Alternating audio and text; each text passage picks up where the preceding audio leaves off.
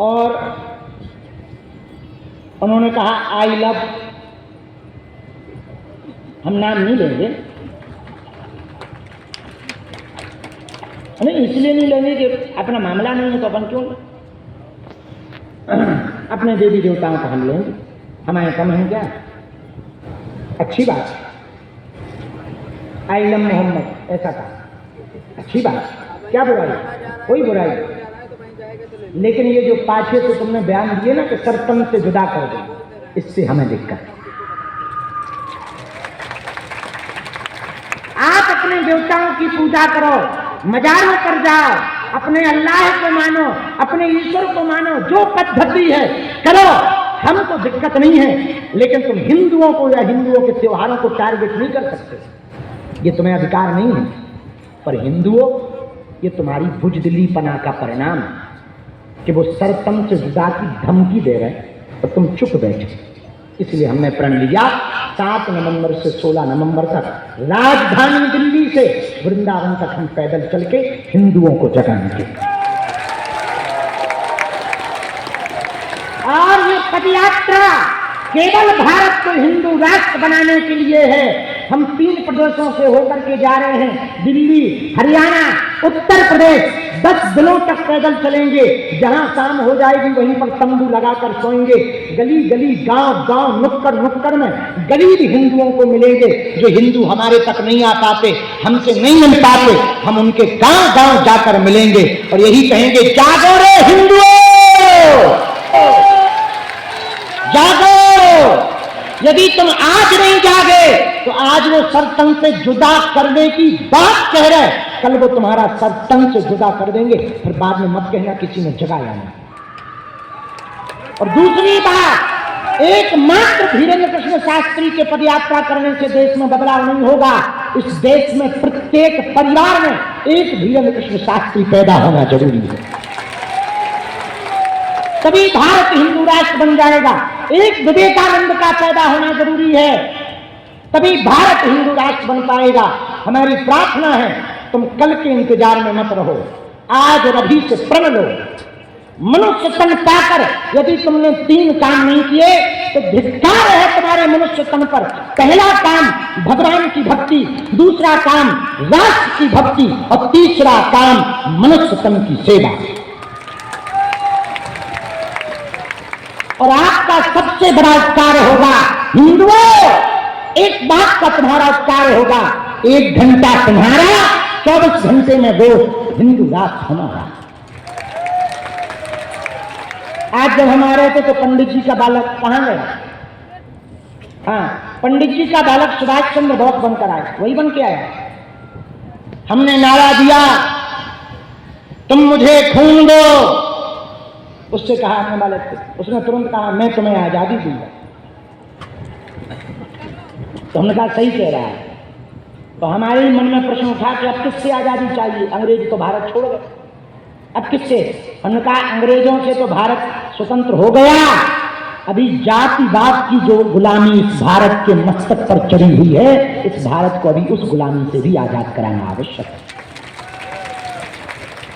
इसलिए जितने भी पंडाल में बैठे हैं, भैया हम अपने लिए ये कार्य नहीं कर रहे हैं, आपके लिए और आपकी आने वाली बच्चों को, बच्चियों की नस्ल को, हिंदुत्व की नस्ल को बचाने के लिए कर रहे हैं। याद रखना, जहां बरसात नहीं होती वहां की फसलें खराब हो जाती, जहां पर संस्कार नहीं होते वहां की नस्लें खराब हो जाती।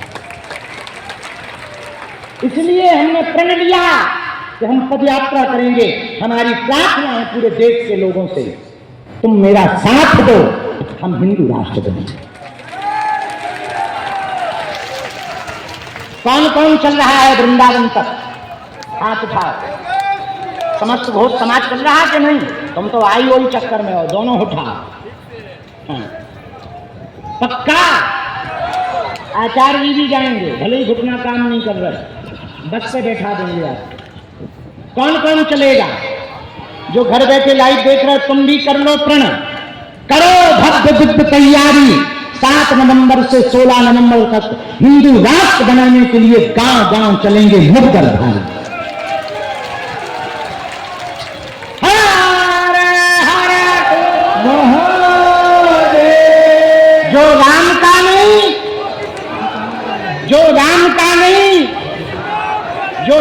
या नहीं? तो बताओ हम कहां के कहां पहुंच गए पता नहीं लगा।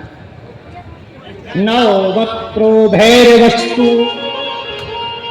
नौ मुखी रुद्राक्ष भैरव रूपी है।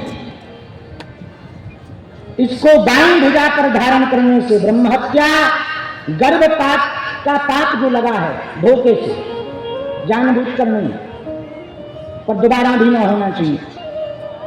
भगवान शंकर की उपासना करने से, प्रायश्चित करने से मुक्त हो जाता है।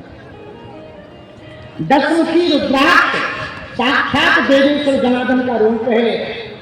पिशाच, बेताल, बन, राक्षस तथा पन्नगों से उत्पन्न होने वाले विघ्न को शांत करने वाला है। दशमुखी रुद्राक्ष भूत प्रेत बाधा से ग्रसित लोगों को बांधना चाहिए। कितने मुखी? 10 मुखी।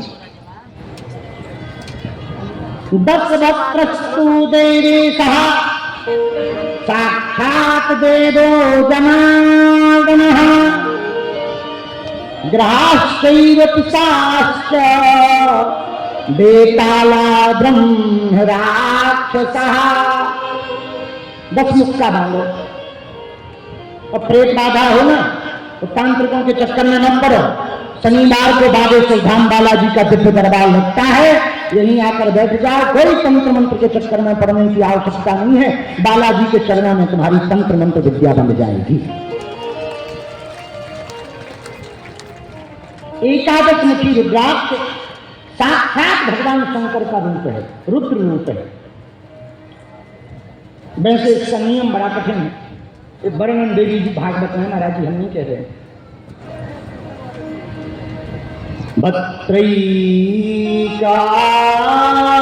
रुद्राक्षो रुद्रेकादशकं स्मृतं शिखायां धारयेद् वै। शिखा में धारण करना चाहिए एकादश रुद्राक्ष। 11 मुखी रुद्राक्ष को शिखा जानते हो, चोटी। 11 मुखी रुद्राक्ष को शिखा में धारण करना चाहिए। उसके पुण्य फल के विषय में सुनो। मनुष्य 1000 अश्वमेध यज्ञ करे, अनेक बार दान दे, लाखों गायों का दान दे, उससे जो फल प्राप्त होगा वो फल 11 मुखी रुद्राक्ष को सिर पर बांधने में मात्र से प्राप्त हो जाएगा।